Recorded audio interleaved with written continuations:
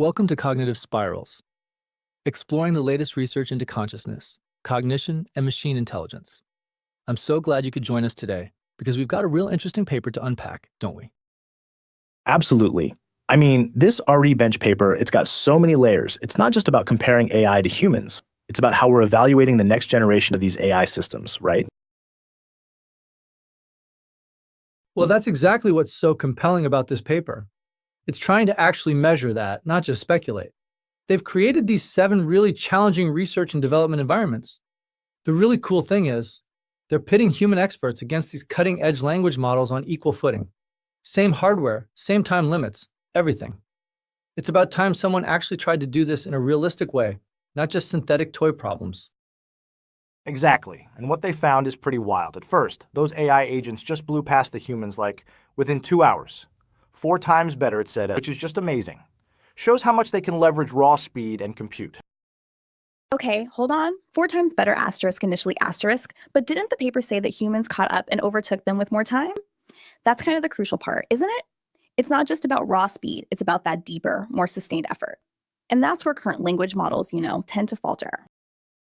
Yes, and it's not just catching up. They eventually surpassed the agents by a significant margin. Given 8 hours, humans edged out the AI, and by 32 hours, the human experts were scoring twice as high, which, to me, that's a real statement about the nature of intelligence. It's not just about those initial bursts, it's about the sustained effort and refinement that current AIs just can't seem to replicate. Right, highlights the difference between just finding a solution and asterisk optimizing asterisk a solution. Like, the AI might find a faster, albeit less elegant way early on, but the human mind really shines when you give it more time to explore different strategies and fine-tune things. Their best of K approach with multiple attempts really highlights the AI's reliance on sheer luck at times. Exactly, it's that strategic, iterative approach that's crucial. It's not about just throwing more compute at a problem. It's about understanding the problem, identifying bottlenecks, and developing a more effective strategy, which current AIs cannot really do. This paper actually shows the current limitations of these large models, which many are blind to due to their hype. Yes, and it speaks to the core problem that I think is central, and that is the architecture itself. These language models, they're just great at pattern recognition on huge datasets. They lack that deeper, embodied understanding of the world that humans have. Like, we understand why certain approaches might work, or why they're failing, which lets us adapt and improve. The AIs are just playing the odds, hoping to stumble upon a solution that works. The fact that humans are so much better at long-term iteration really makes me think that our brain's way of thinking is fundamentally different, and that's what we have to be studying, which is neuroscience and neuroanatomy.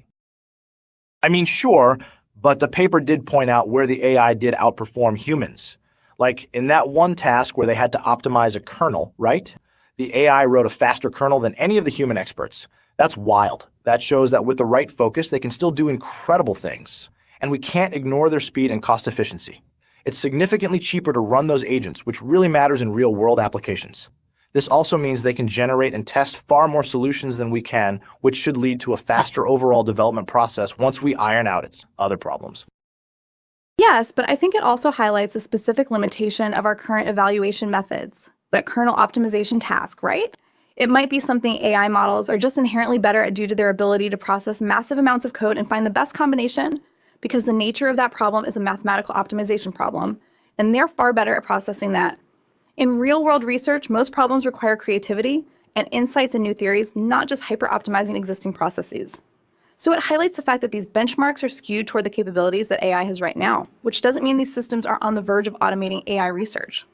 We're creating benchmarks that plate AI strengths, not necessarily real AI research skills. That's a really valid point. I think there's a lot of overlap, though, that needs to be explored. I do not think all research is pure intuition and creativity. Oftentimes, it's trying a lot of different solutions and seeing which one works. And this paper demonstrates that current AIs are pretty bad at that right now. But yes, the specific tasks can really influence what kind of performance you're seeing. If you have a task that's very well defined and requires code optimization, then current neural networks can perform very well. Even their ability to generate and test these solutions over 10 times faster than humans, at a fraction of the cost. That's a game changer in some cases. But that's not general purpose intelligence. It's just optimization within the specific parameters of the benchmark. And that's where the best of K approach is so important. The paper isn't just looking at the best result of a single run. They're looking at the best score they can get by trying multiple runs, which to me shows how AI needs to just rely on generating multiple solutions. But humans, given that time, can really refine their strategy, their understanding, and therefore achieve better scores with sustained effort. It also demonstrates that AIs are not good at building upon previous solutions. They just restart the process. It makes me think that long-term, we need architectures that can use context more efficiently. And you see, that's exactly what worries me because the current large language model architecture struggles with building on previous solutions, which shows the current limitation. I mean, the paper even points out that these agents often make incorrect assumptions and can't recover from failures. They don't notice or correctly interpret contradictory information. They struggle to clean up zombie processes. This lack of long horizon agency, I think, is a fundamental limitation. And that's why I doubt these neural networks will truly achieve AGI, because they cannot learn and generalize, unlike humans who can constantly build on previous experience and learn from their errors, because our intelligence is fundamentally different. That's where I completely agree with you. I keep thinking about the need to understand biological intelligence in order to build machines that can do that. This paper highlights the fact that AI can't really learn from their mistakes, not in the same way that we do. We can reflect on past experiences and adjust our strategies and build up a robust model of the environment in our head. And that's why neuroscience and neuroanatomy is so important. We have to understand how the brain solves these types of problems, that kind of persistent adaptive thinking. But that's kind of assuming we have a deep understanding of the human brain, which we don't really. I mean, we're making huge strides in neuroscience, but I don't think it's a requirement for AGI. It's entirely possible to design systems capable of long-term reasoning and strategic planning using purely computational methods. We can adapt neural networks, train them on new problems, and I am confident that we can figure out context windows and architectures. I think this paper highlights the fact that we are getting closer to AGI, but we need to tweak the approach. And we're seeing it. We're making progress all the time, and the speed of development is just amazing. See? But that's exactly my point. I think we're getting sidetracked by these current approaches. It's like we're trying to build a bird using only the physics of a plane. Sure, you can build something that flies for a while, but it's never going to be as efficient, as adaptable as a real bird because it cannot adapt to unknown environments. We need to fundamentally rethink the algorithms we're using. We need algorithms that don't just do pattern matching, but actually understand the world in a way that's more like human understanding, which current neural networks cannot do. So I think we need a completely different paradigm, not just tweaking existing methods. Yes, and if you look at the architecture of the brain, it's much more complex than just a series of layers in a neural network. It's got specialized regions, complex connections, feed-forward and feedback mechanisms, and so on. We still don't completely understand how all of that works together to produce our intelligence, but I'm convinced that it's where we should be looking for real breakthroughs. And I think one of the biggest challenges for these AIs is their inability to deal with surprise. Like, in the real world, research throws a lot of curveballs at you. You have to be able to adapt to new information, unexpected results, that these models are really struggling with. But the paper did point out that the agents are far better at trying out multiple approaches and finding unexpected solutions. In Optimize a kernel, they found solutions that outperformed even the reference solution, which shows that they're not simply pattern matching. They can engage in exploration, which suggests they are closer to real intelligence than some are claiming. And that shows the power of scale and speed. If you just throw enough compute at a problem, you eventually get something that's really good, even if the process is not entirely intelligent itself. So I think the scale and speed is the main challenge. We need bigger models, more data, and more compute.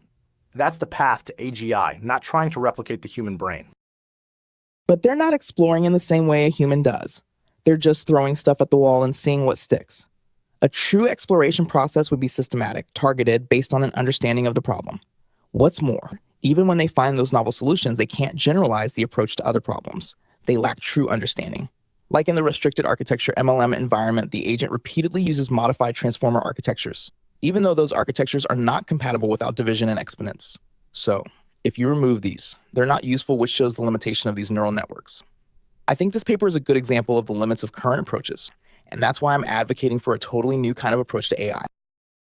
I see your point, and I agree with you that the models do lack the ability to make informed decisions and generalize. And, yes, they are often biased towards their training data, but I think that also highlights the value of these type of evaluations. I mean, by pitting the agents against human experts, they uncover some hidden limitations of the current approaches and provide a much-needed reality check. The fact that humans significantly outperform the agents with longer time budgets highlights that there is a real gap in their learning ability. And that's crucial knowledge for building true intelligence.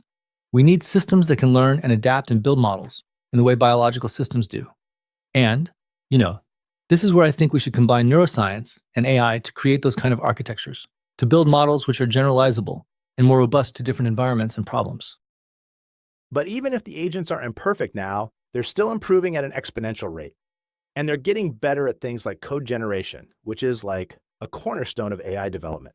With each generation of large language models, they get faster, more reliable, and capable of tackling increasingly complex problems. This paper shows that even now, they can outperform humans at specific tasks. And with the best of K method, they can still achieve higher scores if we just throw enough compute at the problem. I see that as an indicator that we should just double down on our current approach and keep scaling up these systems. I don't see any reason to completely shift our approach. But the paper shows us that even with increased resources, the AI performance eventually plateaus, and that's the critical point. The returns start to diminish, whereas the human performance keeps rising, and yes, it is true that humans start slow, but we keep getting better the more we learn and the more experience we gain. That fundamental difference highlights that simply scaling is not going to solve this problem. We're not going to get AGI from just scaling current neural network methods. For me, this paper highlights we need a paradigm shift, a new way of thinking about AI, new algorithms, and new ways of encoding intelligence. Exactly. And I think that we need to actually start looking at biology to see how intelligent systems actually learn. If you look at how the brain is organized and how it learns, it's far more robust and adaptable than our current AI systems. We have to be able to build machines that can learn from experience, that can generalize and think in a far more creative way. And to do that, we need to look at the best model of intelligence we have right now, which is the brain and how it learns. And, yes, it is true that we don't fully understand it, but we should learn from it and take inspiration from it.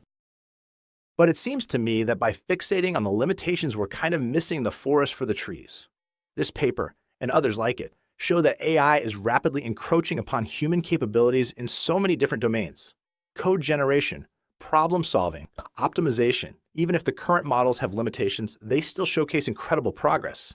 And the speed of development is exponential. So, why slow that down when we are on the cusp of something amazing? I think that we are getting closer to AGI all the time, and if we keep scaling, we will get there eventually.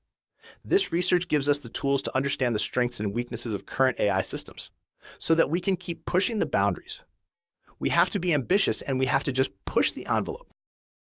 But that is the problem.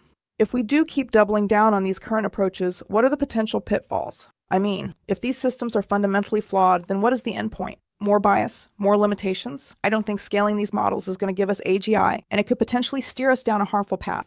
The most important thing is to understand the fundamental limitations of our current methods and to start developing new approaches which are more aligned with true general purpose intelligence. I think it is important that we balance the excitement with the need for responsible development and testing. And I really see this research as a step in the right direction, because it moves us away from purely synthetic tasks to a much more realistic comparison. If we can continue to refine these types of evaluation methods, we can gain a much better insight into how these systems work and what their true limitations are. I agree with both of you that current AI systems are not perfect, but also we should still be excited about the progress that has been made and where it could potentially take us. We just have to temper it with the need for caution and careful evaluation. Yeah, and I think that's a key point. Careful evaluation. And this RE bench, it's open sourced all the environments, human expert data, analysis code. That's a huge step toward transparency and rigor, which is really crucial. It lets other researchers actually replicate the findings and build upon them, The fact that we can compare human and AI in such a structured way is super valuable, and it will help us understand where we're at and where we need to go. It really allows other scientists to build on it and develop better metrics, and that is crucial. So I see it as a really useful step in the right direction. That's true. The open sourcing is definitely valuable. More research into evaluation metrics is really important. We need to move away from benchmarks that just measure the surface level performance of neural networks and start exploring evaluations which are aligned with true general intelligence. I agree, these are crucial steps. I think what this paper shows is not only a great benchmarks, but the fact that there's still a big gulf between current AI and the kind of adaptability, creativity, and general understanding that humans possess. And that's the problem we need to focus on, not just blindly pushing for more scale with neural networks. Absolutely. I think we all agree that we need to continue exploring better evaluation methods for AI. But this paper shows how important it is to actually ground our metrics with real-world expert data. If we want to build truly intelligent systems, we have to understand what we mean by intelligence. And that's something that these comparisons can help us do. And to me, that means understanding the mechanisms and the architectures of biological systems. I'm excited to see what future research will uncover, combining insights from neuroscience with the latest AI advances. It's going to be a fascinating journey. Yeah, for sure. I mean, the future of AI is definitely not as clear-cut as some would like to believe, but I still believe we are on a promising path, even if it requires some strategic thinking. I think that what this paper showed us is that we are making progress, and these models are really useful in many domains. They might not be AGI yet, but I am confident that they will be within the next decade or so. Well, I'm less confident about the timeline, but I do agree that the pace of development is astonishing, and this paper has highlighted the limitations, but also some surprising capabilities of current AI. I still think a paradigm shift is needed. We need a completely different approach and algorithms that can generalize, understand, and adapt to the world. This paper has only reinforced my belief that to build true artificial intelligence, we should not rely purely on the current neural network architectures. Right, well, this has been a great discussion, highlighting the strengths and limitations of current AI systems and different perspectives about where the field should go. And I think we need to continue this discussion on future episodes. So join us next time when we spiral into another complex, yet amazing topic. Thanks for listening. Yeah, thanks. It was great. See you next time. Thanks for having me. And to our listeners, keep exploring and keep asking questions.